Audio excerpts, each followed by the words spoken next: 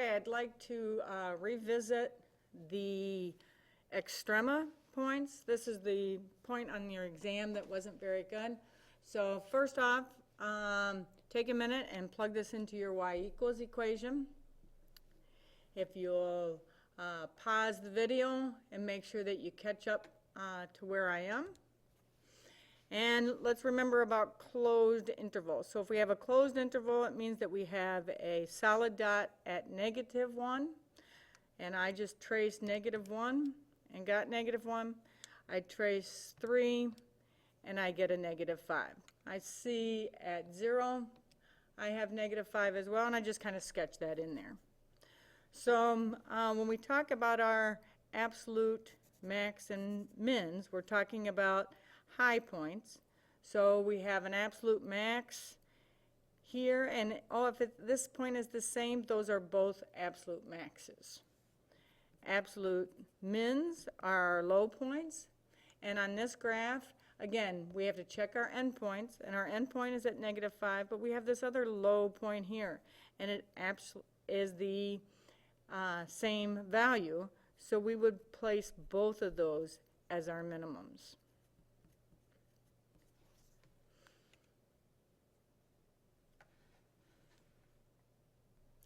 The second interval is open interval. So this tells you that at 0 we're going to have an open circle, and at 3 we're going to have an open circle. So again, take a second and plug this into your calculator. If I graph this, let's get a visual of what's happening here. So if I trace a 0, I get a 4, but that's an open circle. Our graph kind of goes up and down. If I trace a 3, I'm at -1. And again, this would be an open circle. And the rest of my graph, I'm not really concerned with, but I'm just looking at this interval within this open circle and 3. So let's talk about endpoints. So endpoints are open, so we don't really look at those at all. So we have no absolute or relative min, but we do have a high point, and this high point is when the first derivative equals 0, or more specifically, if we trace this and we want to find the max. Let's remember how to, and this is what it didn't look like you guys remembered how to do on your final exam. Okay, so the max point you can get by hitting second calc, and I'll go to the max. I want to make sure that I'm to the right and left of this. First you say the left, and then get to the right of that maximum. If you hit enter, you should recognize this as 1.33333 is 4/3. And now again, if I plug in 4/3, I can get 5 point, and on the AP test we round to 3 decimal places, so those were the points that I was looking for on your final exam. Number 3's graph, we have a y=x³, so again we're put this into your calculator. When I graph it, let's pay attention to our endpoints. So at -1 I get a +2. My graph, again, is, I kind of see this is up. I know my y-intercept is 4. I continue along and I look at the point 1.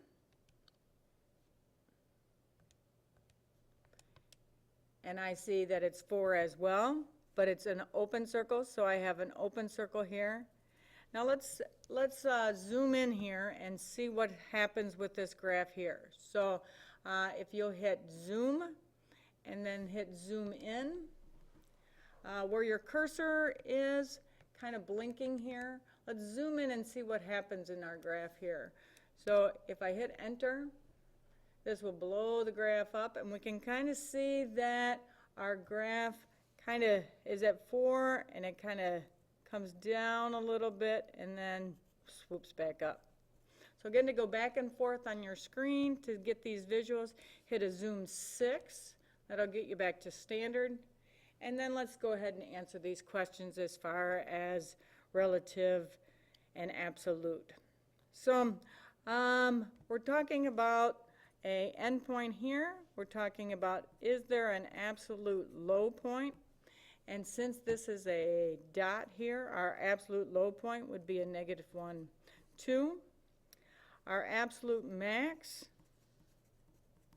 this is an open circle, but because we also go here as high as 0.4, that would be considered an absolute max.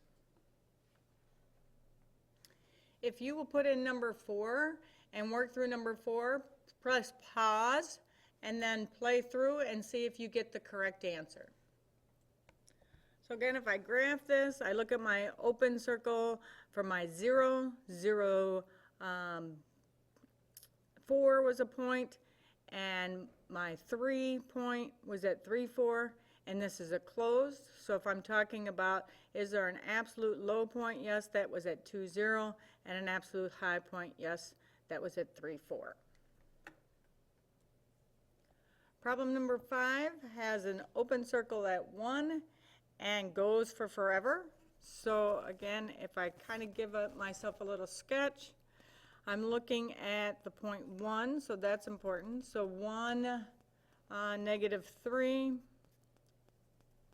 0, -5 is a point.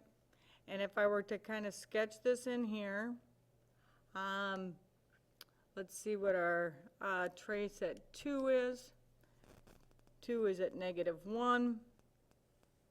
When we have this goes forever to the right, it means that we'll have an arrowhead going all the way this way. If we have a 1 with an open circle here, this 1 would be an open circle here. And really, we're just looking at this particular part of my graph. So let's talk about this particular part of my graph. We do have a high point. That's an absolute max. Would happen at 2, -1. And how low do we go? Because this goes forever and ever low, we have absolute min. We don't have any, or it's not applicable.